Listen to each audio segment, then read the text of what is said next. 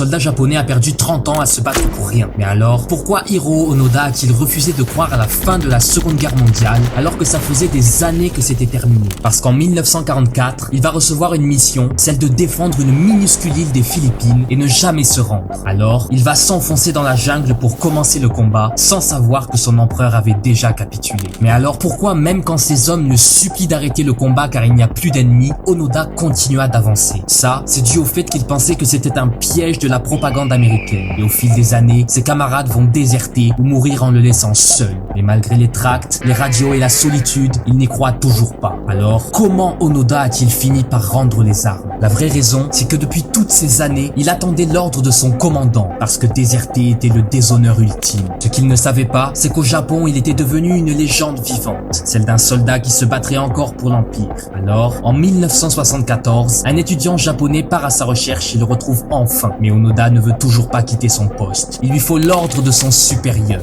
Donc, on le ramène lui aussi. Et ce n'est qu'à ce moment précis qu'Hiro Onoda se rend. Après avoir passé 30 ans dans la jungle, il s'éteint paisiblement en 2014, à 90 ans. Et vous pouvez vous abonner car maintenant vous savez que